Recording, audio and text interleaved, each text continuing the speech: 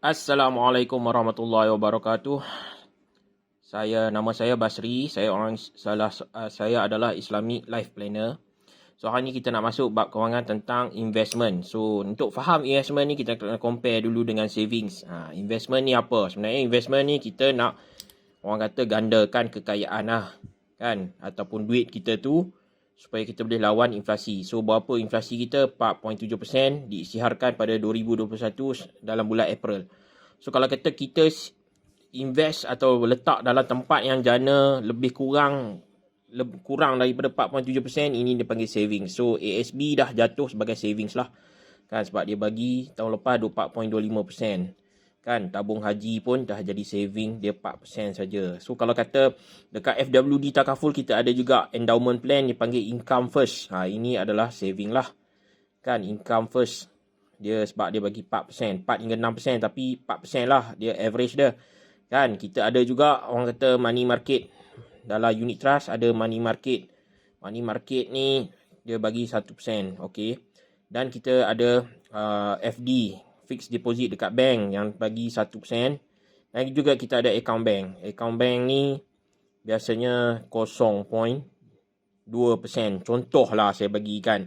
Jadi semua-semua ni dia akan kalah lah dengan inflasi. So inflasi 4.7% inflasi. So apa maksud inflasi ni? Maksud dia nilai duit. Nilai duit yang kita ada sekarang 100,000, dia akan berkurang kuasa membeli. Sebab apa? Sebab duit tu dah dicetak terlampau banyak. Melalui apa? Saya dah cerita tentang bagaimana bank menjual hutang. Ramai orang-orang kaya yang cetak duit. Jadi duit dalam orang kata circulation, money circulation tu dah tinggi. So bila duit banyak, so kita nak beli barang, jadi orang kata apa? Kuasa membeli tu jadi kurang. Sebab kita perlu lebih banyak duit untuk beli barang tu, dia dah jadi mahal. So kita boleh tengok tahun demi tahun memang inflasi tu tinggi, tapi kita nak lawan inflasi, kita kena pastikan kita invest lah. Kalau kita letak dalam savings, dia hanya nilai tu 100,000, tahun depan akan datang dia akan naik juga, tapi dia tak boleh nak lawan dengan kos inflasi yang semakin naik. Kalau kata dulu boleh beli nasi ayam RM2.5, sekarang dia kena RM5, RM5.5 atau RM6. So inflasi dia dah 50%. Tapi inflasi yang dia cakap dekat April ni kepada consumer price index lah, kan, apa bahan-bahan mentah, dia dah naik. So ada yang naik melebihi, ada ini adalah orang kata CPI yang secara rasmi dikeluarkan oleh kerajaan. So kita nak lawan inflasi ni, itu yang sebab dia. So kita nak tengok apa yang sesuai nak lawan inflasi. So paling tinggi selalu orang kata forex lah, kan, tapi forex ni high risk satu, kemudian dia haram juga satu, kan. So dia bukan ekonomi base. Ekonomi, apa maksud ekonomi tu? Ekonomi kita suntik dana atau modal kita ke dalam ekonomi supaya ada orang beli barang tu. Tapi forex dia bukan ekonomi, dia adalah trade mata wang. Kan, bila trade mata wang, contoh Malaysia ringgit kepada US dollar. So dia bukan suntik ekonomi. Dia hanya tukar. So bila esok US dollar ada orang nak, kita tukar. So dia bukan money changer. Sebab kalau money changer dia ada duit tu. Dia ada masa tu. Dan nilai dia walaupun berubah dia ada masa tu, tapi biasanya trade dia tak ada. Dia jadi broker, kan. Dia dia akan tolong beli. Dia tolong beli. Bila keadaan naik, dia tolak balik. Kalau kata bila harga tu jatuh, rugi. So trade ni dia bukan saham. Saham tu lain. Dia adalah pertukaran mata wang. So sebab tu dia haram. So kita tak boleh lah ambil. Bagi orang Islam, kita dengar cakap ulama lah, majlis fatwa. Tapi orang yang lebih pandai, dia pergilah lawan, kan. Sama juga dengan kripto. Kripto ni juga mata wang. Beza dia dengan mata wang ringgit atau US dollar ni, dia decentralized lah. Saya tak mau sebut digital sebab fiat money pun boleh digital juga. Bank dia bukannya print money kertas, kan. Dia digital. Kalau kita nak keluar 1 juta, bank pun tak ada. Tapi dia boleh print out melalui digital. Tapi decentralized ni makna tak ada siapa yang regulate dia. Tak ada, bukan under bank negara. So dia cuma ada sistem lah yang dia katakan. Tapi Kripto ni ada macam-macam. So dia memang high risk. Saya tak tahu tentang dia halal ke haram. Tapi dia tak boleh guna dalam ekonomi lah. Dia bukan sesuatu yang kita boleh beli. Kan? Dia bukan tools dan dia tak bagi apa-apa pada ekonomi. Sebab dia wujud dalam dunia digital sahaja. Jadi orang beli, harga dia semakin tinggi. Lepas tu bila orang jual, harga dia jatuh. Dia akan crash and rise and fall, tapi dia bukannya bergantung pada ekonomi, dia bergantung kepada mindset orang-orang yang nak beli ni untuk apa kan. Saya tak pasti sebab dia tak ada buat trade macam kita kata kalau beli saham, kita beli saham share company kan. Kalau saya beli saham Nestle, saya tahu Nestle ni dia produce Milo, dia buat coklat, dia buat ice cream, dia buat Maggi, dia buat sos tomato, sos cili dan produk-produk lain lah. Banyak lagi Nestle buat. Kan? Saya tahu. So, dia ada kilang dekat Malaysia yang dia buat benda ni dan masyarakat boleh guna. Kan? Dia membantu. So, duit saya tu memang dia gunakan untuk dia, orang kata, kembangkan lagi bisnes dia. Dia tak perlu pinjam dekat bank. So, apa balasan dia? Saya dapat bahagian atau pemilikan saham. Saya jadi sebahagian daripada owner syarikat. So kalau ada untung, dia akan bayar lah kan. So tujuan dia kita untuk pemilikan syarikat. So saham ni kan, bukan untuk short selling. Bukannya kita beli pagi murah, tengah hari dia naik kita jual. Itu short selling. Tujuan dia kita nak long term. Kita cita-cita nak memiliki syarikat. Kita keep buying stok tu supaya kita jadi pemilik saham terbesar, supaya kita boleh mengundi dalam dia punya AGM kan. Setiap orang tu dia diberi peluang untuk membuat undian. So kita pun pada masa yang sama kita dapat dividen. Itu yang pentingnya. So kalau kita nak masuk BSKL, kita perlu buat due diligence lah, company apa kan. You boleh jumpa mana-mana banker, Maybank ke, RHB ke untuk buka account kan, dan you daftar lah kan, buka current account untuk daftar untuk masuk dalam BSKL. So you boleh guna dia orang punya platform kan untuk beli. You boleh guna broker, iaitu banker tu sendiri untuk beli kan. Dia ada charge dia lah. So you boleh tanya pada bankers kan. So you guna buat due diligence company apa yang you rasa strong sekarang. So bila company tu strong, mungkin you ada orang kata you ada strategi untuk buat long term. You bukan beli hari ni jual. So you akan miliki dia punya company punya share. So you ada hak untuk mengundi. So at the same time, kalau company ada keuntungan, dia akan share dengan pemilik saham. Sebab you salah seorang daripada dia punya owner. So kita jadi owner lah kan. Dia tak sama macam crypto atau orang kata forex, sebab dia adalah currency. Currency ni tools kan. So dulu kalau kata kita nak beli, kita kena guna sistem barter. Barter ni kita tukar barang. Tapi dengan adanya currency, kita tak boleh tukar barang. Cuma kripto ni tak ada lagi yang boleh guna dia. Mungkin secara digital ada tempat kot lah yang boleh guna dia. Tapi kebanyakan saya tengok kripto ni you kena convert dulu pada USD, then baru boleh beli. So dia macam tu. Dia bukannya direct boleh guna, tapi kita tak tahu, mungkin masa hadapan dia akan bertukar kan, daripada fiat currency ke cryptocurrency. Tapi apa pun dia still duit. Dia cuma beza dia centralized dengan decentralized. Tapi saham lain, kita beli pemilikan saham syarikat. Untuk tiga benda ni, forex, crypto, BSKL, saya tak ada buat servis lah. Tapi saya faham kan, sebab syarikat bila dia nak guna duit, dia tak nak guna pinjaman bank, dia akan issue IPO lah. Tapi sebenarnya nak issue IPO ni bukannya suatu syarikat. Dia kena ada modal juta-juta kan. Lepas tu daripada orang kata nak issue dekat BSKL tu pun dia ada manipulasi kan. Tak semua orang boleh jatuhkan syarikat disebabkan BSKL ni ya. Itu ada bahaya dia. Macam mana pun ni salah satu daripada orang kata crowdfunding lah, IPO ni kan. So company boleh guna cash yang dia dapat ni tanpa perlu pinjam. Tapi dia boleh bagi balik return. Kalau dia rugi, return rendah lah, ataupun nilai saham tu diturunkan kan. Kalau kata dia untung, dia akan tambah lah dividen tu.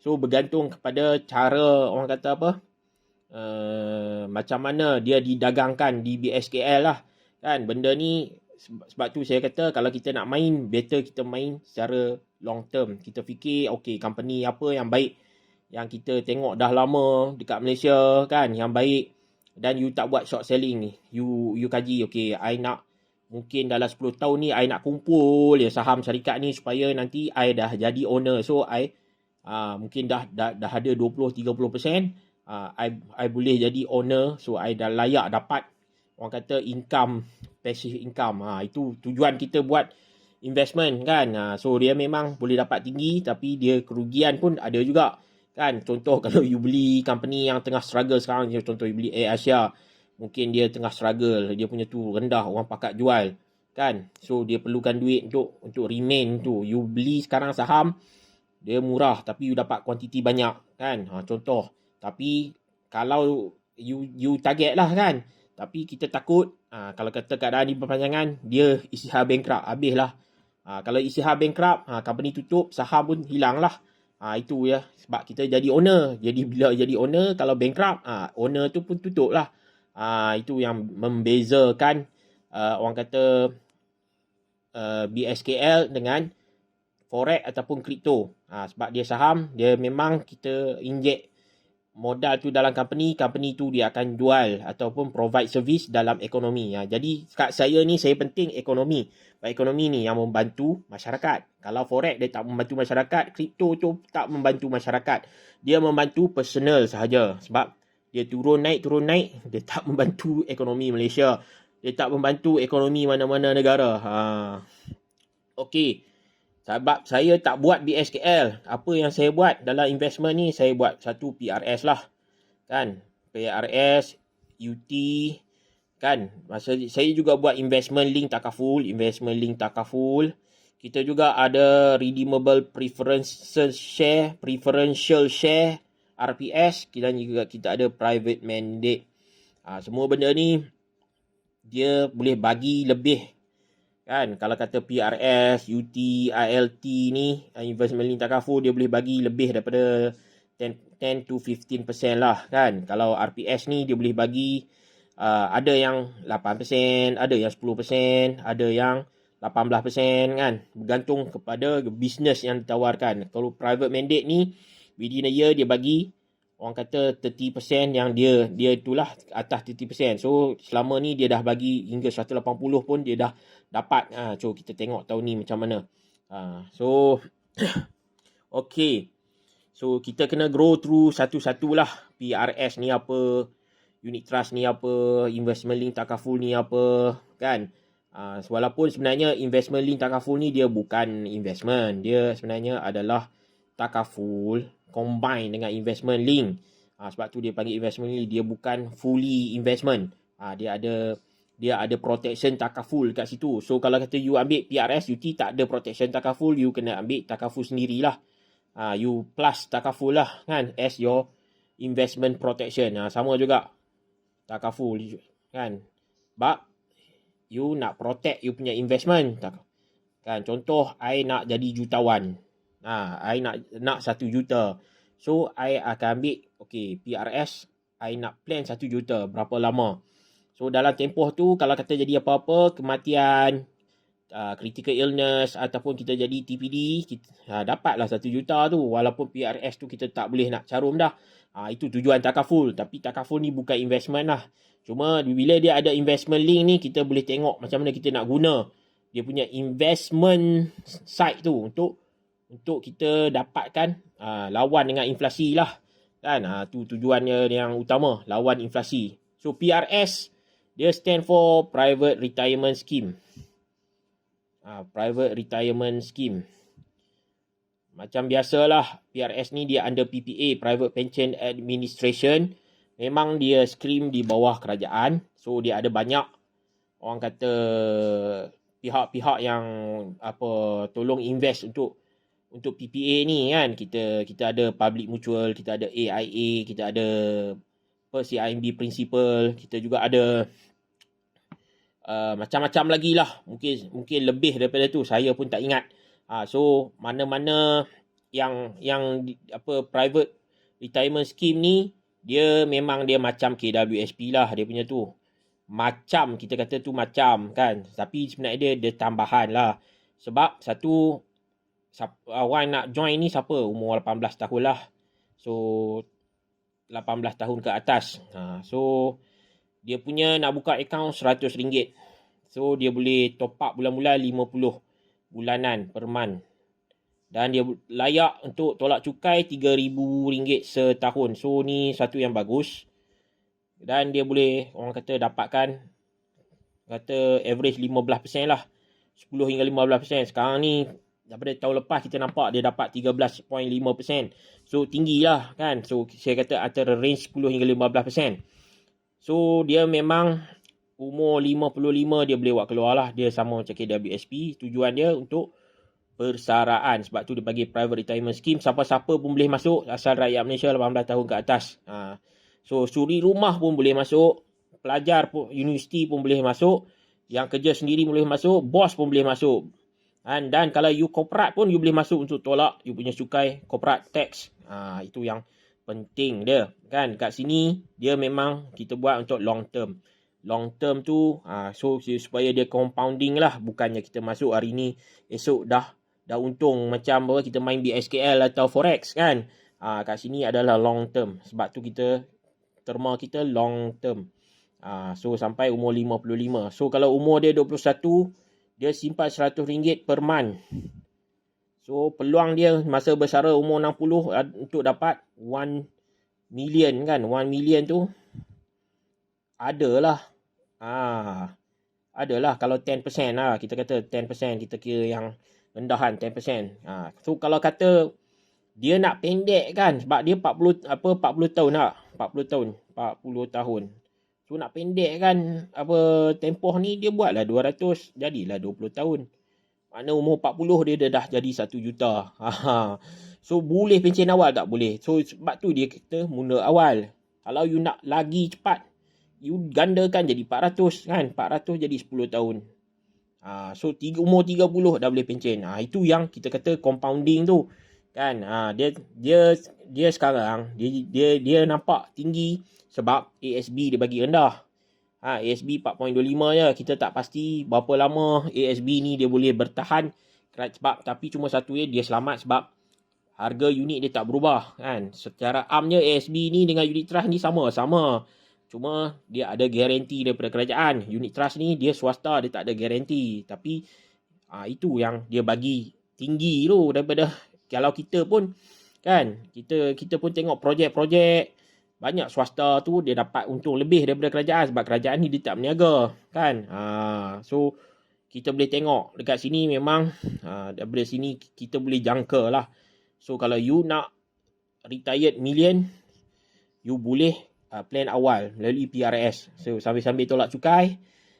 So kalau kata ibu bapa yang ada anak umur 18 carum siap-siap. Dia buka akaun siap-siap. So insyaAllah dalam 1 million tu dalam 40 tahun dia bersara esok ada dah 1 million.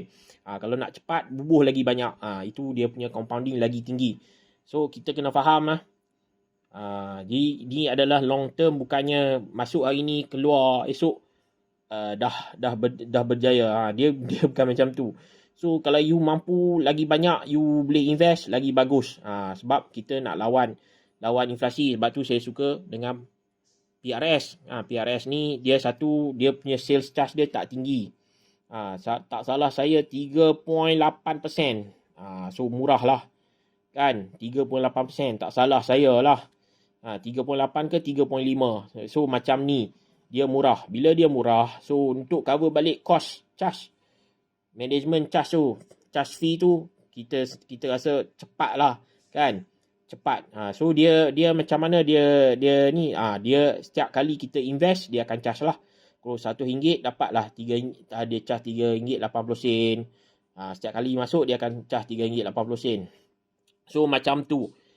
So kalau kita compare dengan unit trust, dia sebenarnya akaun yang sama. Kan? Dia sama macam unit trust. Cuma unit trust, kita kata unit trust, kita ambil equity lah. Kan, equity ni dia punya charge 5 hingga 6.5% bergantung pada dana lah. Kan. So minimum ada yang buka akaun 500, ada yang buka akaun 200. Tapi ada yang minimum bulan-bulan 200, ada yang minimum bulan-bulan 100. So tak ada lagi tak ada yang buat RM50. So dalam ni cuma beza dia boleh keluarkan bila-bila masa lah. Bila-bila masa. Kalau kata PRS tadi, dia kena keluarkan umur 55 kan. Tapi sebenarnya dia boleh buat keluar 10 tahun pun. Tapi kena denda lah sikit. Kan. Tak salah saya, mungkin dia kena charge sales buat keluar awal kena 7.8%. Tapi kalau kata dekat unit trust ni, ada company yang keluar pun dia kena charge kan. So kita pilih company yang tak ada charge lah. So ada company yang dia charge bila keluar. So sini dia one time je. So macam principal, dia memang one time saja. Masuk tu memang dia charge lah 5 hingga 65% bergantung kepada jenis orang kata dia punya dana tu. So kita akan faham bila kita masuk kat sini, dia bukan untuk ni, dia still long term. So untuk education, untuk retirement pun boleh juga kita buat kan. Tapi macam mana kalau kita nak main bagi dia dapat 30 hingga 40%, ini lain. Yang kita main ni, kita main tiap-tiap bulan. So sebab kita tahu business cycle dia macam ni. Business cycle lah. Dia sekejap dia naik dia turun, sekejap dia naik dia turun. Mungkin dulu harga dia offer RM1. Kemudian dia naik jadi RM2 kan. Tu dia turun balik. Mungkin setiap 5 tahun, 7 tahun dia jadi macam ni. So apa yang berlaku adalah bila kita buat, kita simpan contoh RM200 sebulan kan. Kita tiap bulan kita akan beli dalam tempoh ni. Turun naik. So kita akan dapat average lah. Average kalau kata sini tinggi dia 30% kan daripada sini. So kita akan dapat lah 5 turun naik bila kita esok bila bersara ataupun lepas 20 tahun kita dapat lah 15% sebab dia akan average kan benda tu, average. Ini orang panggil ringgit cost averaging tu. Sebab kita average kan, sebab kita beli unit, kita simpan unit. So tujuan dia kita nak kumpul unit ni banyak-banyak. Sebab unit ni dia tak efek, dia tak hilang. Dia tak macam tempat lain, saham dia boleh hilang, tapi unit ni tak hilang. Unit ni sentiasa ada. So unit ni dia akan berubah dari segi nilai value saja. Dia ada turun naik. Tapi kita juga akan dapat tambahan dividen. Kita juga akan dapat nilai cost averaging lah, compounding tu. So ini yang kelebihan dia yang tak ada dekat ASB. Kalau ASB tak ada yang ni, turun naik dia sama je, tapi dia cuma dapat tambahan unit sajalah tu.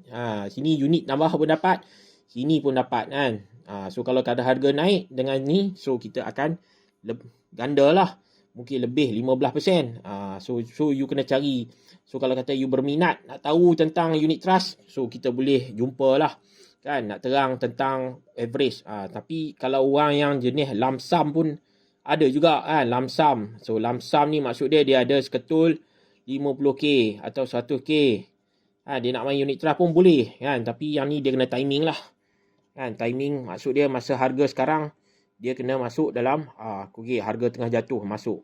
Kalau kata harga tak jatuh kan, kat mana dia nak letak, dia kena letak money market dulu lah kan. Money market ni untuk dia orang kata dia tak ada charge, sales charge zero kan. So you letak 10,000 lah, you letak 100k lah kan. You punya ni, you timing. So bila dia dah okay, so ni kerja ejen lah, sebab you masuk melalui ejen. Ejen tu lah yang kena pandai. Dia kata kita akan tumpu perhatian pada dana ni. Dana ni sekarang dia harga dia 70 sen. So kita akan beli dan kita akan tunggu dia naik RM1.50 contoh, baru kita jual balik. So it's about buy and sell lah. So untuk lump sum ni dia memang kena peka lah, dia macam beli saham jugalah kan. Tapi you kena timing the market lah kan. Market cycle berubah kan. Lepas tu kalau kata kita malas nak fikir, kita buat macam tu lah, average. Paling senang kita ambil PRS lah. Sebab PRS dia walaupun dia sama konsep, tapi dia bagi lebih tinggi sebab orang dia ada kekangan kat situ 55 tahun baru boleh awak keluar. So kalau awak keluar awal kena denda kan. Kat situ sambil kita simpan, kita boleh tolak cukai lagi. Kalau unit trust ni tak ada dah lah. Tapi kalau kata kita nak guna, nak nak dalam 10-20 tahun tu, insyaAllah boleh. Sebab dia ada cycle bisnes kita dalam 5 tahun sekali kan. Okey. Okey, untuk hari ni kita hanya bincang tentang PRS dengan UT lah. So mungkin esok kita akan masuk bab investment link takaful lah. Kita nak tengok kan, sebab sini bila investment dia tak ada takaful, you kena ambil takaful sendiri. So kita akan tengok investment link takaful ni pun dia macam UT juga, tapi apa yang membezakan dia, esok kita akan tengok. Okey, Assalamualaikum warahmatullahi wabarakatuh.